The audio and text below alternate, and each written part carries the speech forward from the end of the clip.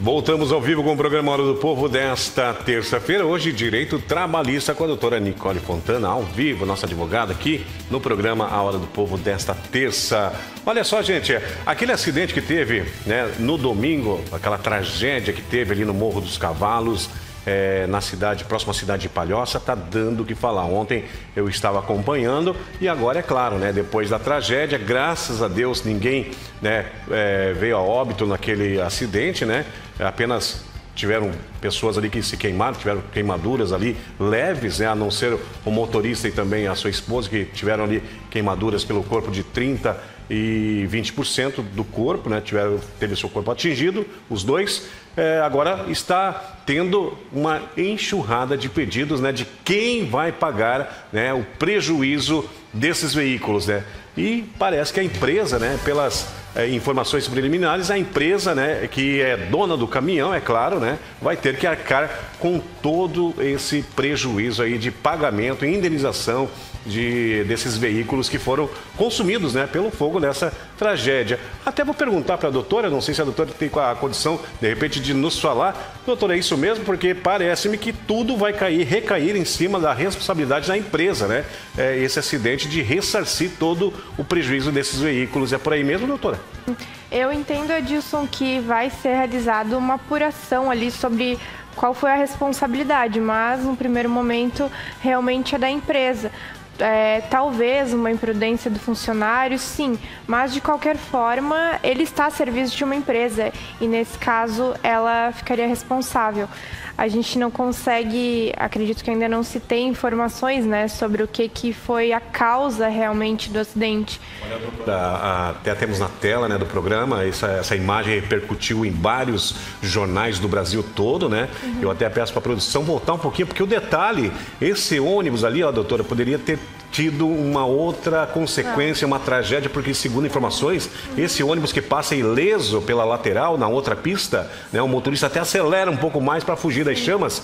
Esse ônibus estava cheio de crianças e alguns adultos, doutora. Que tragédia, né, que poderia ser. Foi o menor, né, doutora? Né? Apesar de todo o transtorno, a rodovia BR-101 parada nos dois sentidos, né? Sim. Os bombeiros tiveram ali 1 hora, né? Chegaram ao local, né? Devido ao trânsito e devido também ao local do acidente até o batalhão, 1 hora, gente. É longe, né? Então, estavam falando que o bombeiro demorou. Não é que demorou, é que demora mesmo. 1 hora não é assim. E num trânsito, né? Mesmo com sirene ligada, todo mundo abrindo espaço para o corpo de bombeiros passar, não é fácil chegar no local, ter que isolar toda a área, toda a situação. Olha, é só quem realmente passa por essas situações, como o Corpo de Bombeiros passa diariamente, para falar, né, o que realmente é dificultoso esse tipo de ocorrência. Mas a princípio é isso, né? Parece que vai recair sobre a empresa. Claro, como a doutora falou, vai ser feito uma apuração para ver realmente, né, o que aconteceu, mas tudo leva a crer que a empresa vai ter um prejuízo muito grande, mas com certeza uma empresa que transporta combustível, né, doutor, tem um seguro muito grande com isso tudo, não é? Já é uma atividade que já compreende esses riscos, né? Isso, então, né, doutora, também, então né? precisa estar segurada mesmo. Vamos lá então, continuando hoje, Direito Trabalhista, doutora Nicole Fontana, nossa advogada, trazendo informações importantes. Participe com a gente, já tem mais perguntas aqui. Bom dia, doutora. O que é contrato de trabalho intermitente, doutora, e quando ele pode ser utilizado? Certo. O contrato de trabalho intermitente é um contrato em que o trabalhador é chamado para eventuais serviços de forma esporádica e existem períodos de inatividade. E aí o pagamento é feito após cada serviço. Existem empresas, né, dependendo da atividade, que é interessante a utilização desse contrato. E por isso, para evitar qualquer violação legal que foi instaurado, né, e que surgiu esse contrato de trabalho intermitente.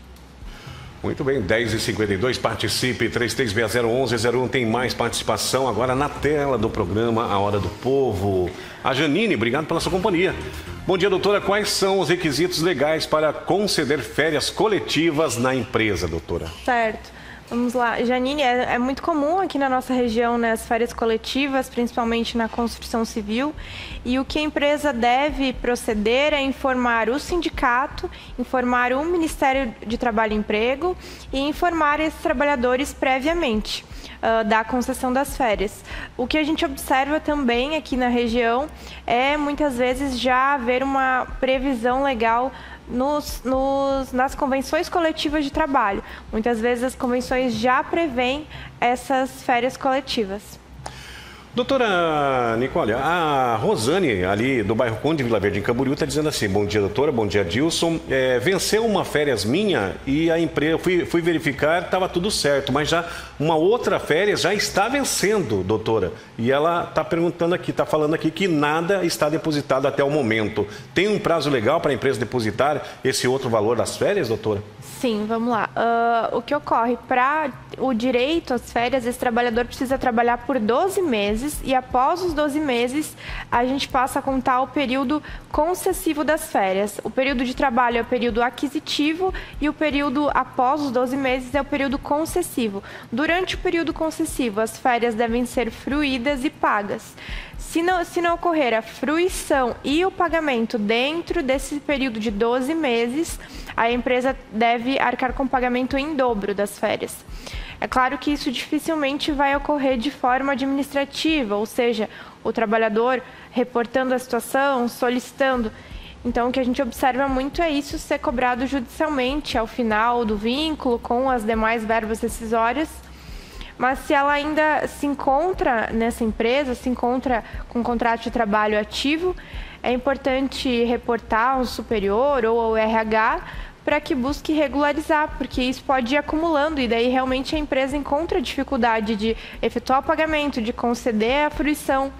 Então é importante tentar regularizar o quanto antes. Perfeito. O Antônio ali do bairro Nova Esperança mandou aqui no PV do Adilson Cardoso, 479-8424-8870, está dizendo assim: doutora, bom dia. Trabalho em empresa de terceirização e às vezes eu preciso fazer a limpeza pelo lado de fora do edifício na parte de vidro. Gostaria de saber se me encaixa a questão ali de poder receber a periculosidade, doutora. Eu teria que verificar na convenção coletiva e verificar também o que a empresa está fornecendo de equipamentos de segurança, porque nessa atividade, exatamente, os EPIs, eu entendo que é uma atividade de risco e é imprescindível nesse caso os equipamentos de segurança, os EPIs condizentes com a atividade, né, de forma segura, na validade, que esse trabalhador assine os recibos de entrega, porque ali nós estamos falando de vida realmente. Para quem não sabe, o adicional de periculosidade é devido quando esse trabalhador está em alguma atividade que envolve o risco de perder a vida, né? E consequentemente, trabalhar em grandes alturas, para o lado de fora dos edifícios, traz esse risco, sem dúvida. Então, eu entendo que sim, é possível verificar se há previsão, se ele já recebe algum percentual, verificar se esse percentual está correto e a aplicação correta, a utilização dos EPIs. Perfeito. Mais uma pergunta aqui para a doutora Nicole, nesse momento que chegou aqui para nós. Bom dia, doutora. Qual é a diferença do vínculo, doutora? A diferença do vínculo de emprego e a prestação de serviço como autônomo. Tem diferença, doutora? Tem muitas diferenças. No vínculo de emprego, esse trabalhador vai prestar um serviço de forma habitual, ou seja, todos os dias, vai ficar sujeito a uma jornada de trabalho, a se reportar a um superior, a subordinação, vai receber um salário fixo por mês. Então, vai trabalhar de forma não eventual, ou seja, não são dias alternados, enquanto que o trabalhador autônomo vai ser contratado para um serviço específico, não fica sujeito a um superior, ele vai gerir aquele serviço da forma que ele entender melhor, ele vai poder operar nos horários convenientes para ele, sem um superior hierárquico. E o serviço será remunerado conforme contratado. Muito bem, tem mais perguntas aqui para a doutora. Bom dia, Dilson. Bom dia, doutora. Um amigo meu sofreu um acidente de trabalho, mas pegou 15 dias de atestado. Ele tem algum direito, doutora? Certo. Adilson, até 15 dias os atestados são pagos pela empresa e após 15 dias, ou seja, caso esse trabalhador consiga mais um atestado, né, esse acidente exija mais tempo de recuperação, ele é encaminhado para o INSS. E a partir daí, dependendo da origem desse acidente, se foi um acidente de trabalho, vai ser buscado um auxílio por acidente de trabalho, ou se for uma doença que não é relacionada com o trabalho, se busca o auxílio doença. Mas até 15 dias pela empresa e passados 15 dias pelo INSS. É importante que, inclusive, que esses atestados constem a mesma CID, né? A CID é aquele Código Internacional de Doenças. Ou seja, se nós tivermos atestados com CID diferente, o INSS pode implicar com essa situação para conceder algum benefício. E se for a mesma CID, entende-se que esse acidente realmente requer um prazo maior para a recuperação. Perfeito. Tem mais uma pergunta, estamos chegando aqui no final do nosso quadro. Bom dia, doutora, gostaria que me auxiliasse. Acabou meu contrato de experiência e o patrão falou para eu fazer a rescisão. Ele pode fazer isso direto, doutora, sem uma justificativa? Pode sim, essa também é uma dúvida bem recorrente. E esse empresário, esse patrão, não tem a necessidade de justificar o porquê da rescisão após o contrato de experiência.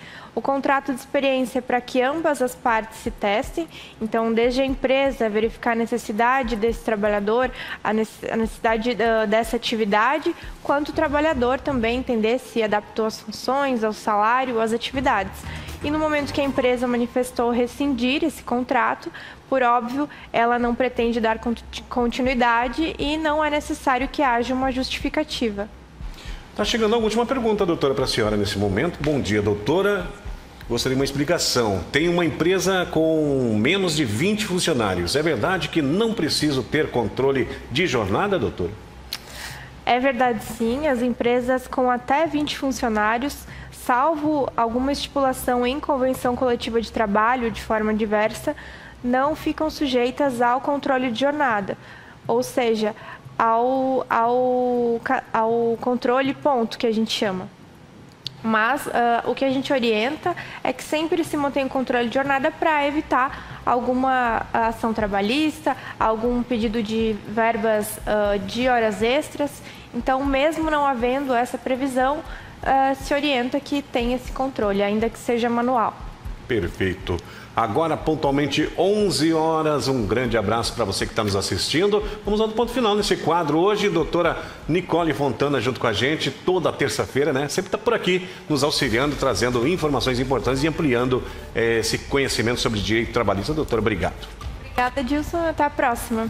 Tamo juntos, uma ótima semana para a doutora. Vamos rapidinho a nosso intervalo comercial e já voltamos, né, com as ocorrências policiais que movimentaram todo o nosso litoral nas últimas 24 horas. É um instante só.